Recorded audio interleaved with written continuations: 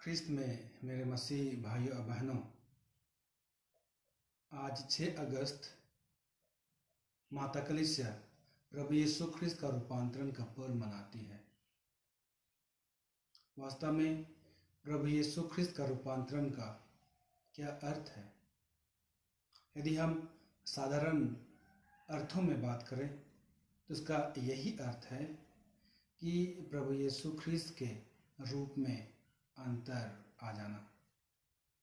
प्रभु यीशु ख्रिस्त के रूप में अंतर आ जाता है। ये पर्व हम सबों को बतलाता है कि प्रभु यीशु ख्रिस्त न सिर्फ एक साधारण व्यक्ति थे, बल्कि वे ईश्वर के पुत्र थे, स्वयं ईश्वर थे। ये पर्व हम सबों को उनका महिमा, ईश्वरता से अवगत कराती है। हम सभी सुसमाचार में सुनेंगे कि उनका मुखमंडल सूर्य की तरह दमक उठा और उनके वस्त्र प्रकाश के समान उज्जवल हो गए। ये रूपांतरण का पर्व हम सबों को ईश्वर की महिमा से अवगत कराता है, उनकी ईश्वरता से अवगत कराता है। यह ऐतिहासिक घटना है जिसको स्वयं पेत्रुस ने अपने जीवन में अनुभव किया था, देखा था। इसीलिए ये एक सच्ची घटना है, ऐतिहासिक घटना है। आज के दिन में यह पर्व हम सबों को 3 बातों पर मनन चिंतन करने के लिए आमंत्रित करती है। पहली बात है, प्रार्थना हमें ईश्वर का अनुभव कराती है। प्रार्थना हमें ईश्वर का अनुभव कराती है। पाठ के सुसमाचार के शुरू में ही हम देखेंगे कि प्रभु यीशु ख्रिस्त अपने 3 फेवरेट शिष्यों के साथ, कहने का अर्थ है कि पेत्रुस, याकूब और यूहन्ना के साथ बड़े सवेरे पहाड़ के एकांत में चले जाते हैं। बहुत बार हम सुसमाचार में ऐसी बातें सुनते हैं। प्रभु यीशु ख्रिस्त बहुत सवेरे एकांत में रह करके प्रार्थना करने के लिए चले जाते हैं और हम देखते हैं कि उसी के बीच में उनका रूपांतरण हो जाता है। और ये सभी घटना को 3 शिष्य अपनी आंखों से देख रहे थे। ख्रिस्त में मेरे मसीह भाइयों और बहनों, जब कभी भी हम प्रार्थना में समय बिताएंगे, हम सबों को भी ईश्वरीय अनुभव होगा। जब कभी भी हम परिवार के सभी सदस्यों के साथ वचन को पढ़ेंगे, हम ईश्वर को करीबी से अपना जीवन में अनुभव करेंगे। जैसे कि ये 3 शिष्य प्रभु यीशु ख्रिस्त के इर्द गिर्द थे, उनके समीप थे और इसी घटनाक्रम में वे ईश्वर का अनुभव करते हैं।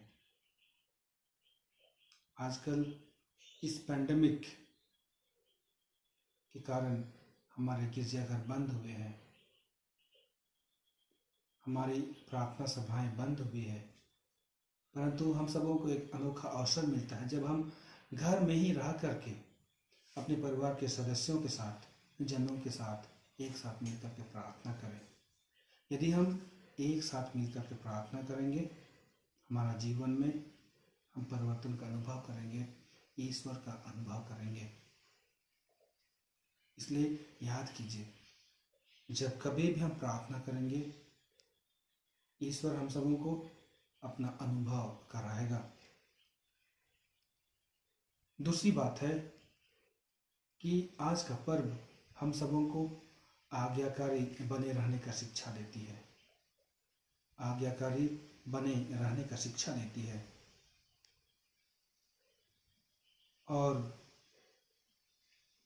बादल से यह वाणी सुनाई दी, यह मेरे प्रिय पुत्र है, मैं इस पर अत्यंत प्रसन्न हूँ, इनकी सुनो। ख्रिस्त में मेरे प्रिय भाई और बहनों, हर एक बेटा, हर एक बेटी वह उनके माता पिता का प्रिय रहता है और वे उनसे अत्यंत प्रसन्न रहते हैं, और उससे भी वे बढ़कर प्रसन्न रहेंगे जब उसका बेटा या बेटी उनकी बातों को मानेगा और उनके अनुसार अपना जीवन व्यतीत करेगा। प्रभु यीशु ख्रिस्त भी अपने पिता का प्रिय था। ईश्वर प्रभु यीशु ख्रिस्त से प्रसन्न थे। क्यों? क्योंकि प्रभु यीशु ख्रिस्त उनकी बातों को मानते हुए अच्छा कार्य कर रहे थे। और हम देखेंगे यहाँ तक कि अपनी जान की कुर्बानी भी हमारे लिए दे देते हैं, जो कि पिता ईश्वर की इच्छा थी कि वे धरातल पर आकर के हम सबों को अपने पापों से बचाए। ये सबसे बड़ा पिता ईश्वर की इच्छा थी और प्रभु यीशु ख्रिस्त उनकी बातों को मानते हैं, सुनते हैं। और आज पिता ईश्वर हम सबों से यही चाहते हैं कि हम भी प्रभु यीशु ख्रिस्त को देखते हुए उनकी बातों को माने, उनकी बातों के प्रति हम आज्ञाकारी बने रहें, वचन को सुने, उनके कथनों को सुने और उनके अनुसार ही हम कार्य करें और अपना जीवन व्यतीत करें। तीसरी बात मैं आप सबों के समक्ष रखना चाहता हूँ, वह यह है कि हम सभी ख्रिस्ती भलाई और अच्छे कार्य के लिए चुने गए हैं। हम सभी ख्रिस्ती भलाई और अच्छे कार्य के लिए चुने गए हैं। हम देखते हैं कि प्रभु यीशु ख्रिस्त आकर के अपने शिष्यों को उठाते हैं और उन्हें कहते हैं कि डरो मत, डरो मत। वास्तव में प्रत्येक ख्रिस्तियों का कर्तव्य यही है कि हम दूसरों को गिरे हुए लोगों को हम सहारा दें, गिरे हुए लोगों को हम उठाएं, उनका सहारा बने, उन्हें साहस दें, उन्हें हम आध्यात्मिक रूप से, शारीरिक रूप से हम सपोर्ट करें। ईश्वर हमसे चाहते हैं कि हम भी जिस प्रकार से प्रभु यीशु ख्रिस्त गरीब दुखियों के मसीहा थे, उसी प्रकार हम भी लोगों का सहारा बने, लोगों को शक्ति और साहस प्रदान करें।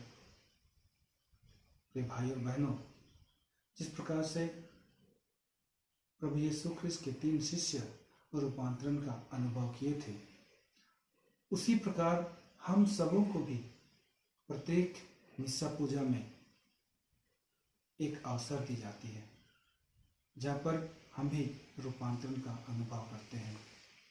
जब पुरोहित रोटी को उठाते हुए, दाखरस को उठाते हुए वो छोटा सा प्रार्थना करता है, तो सचमुच में साधारण सा रोटी प्रभु यीशु ख्रिस्त का शरीर के रूप में परिवर्तित हो जाता है। साधारण सा दाखरस प्रभु यीशु ख्रिस्त के रक्त के रूप में परिवर्तित हो जाता है। और इससे बढ़कर हमें कौन सा चमत्कार चाहिए? इससे बढ़कर हमें और कौन सा रूपांतरण का अनुभव चाहिए?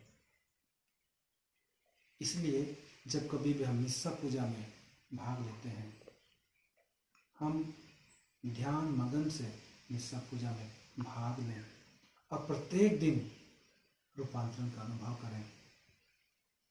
यदि हम हर एक दिन बड़ी भक्ति भाव के साथ मिस्सा पूजा में भाग लेंगे तो ऑटोमेटिकली हमारे जीवन में परिवर्तन आएगा। हम प्रत्येक दिन एक अच्छा और बेहतर व्यक्ति बनते जाएंगे।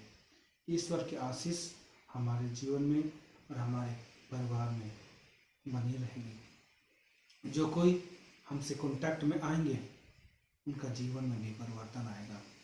हम हमेशा खुश रहेंगे, और सकारात्मक शक्ति के साथ, बल के साथ हम अपने जीवन में आगे बढ़ते जाएंगे।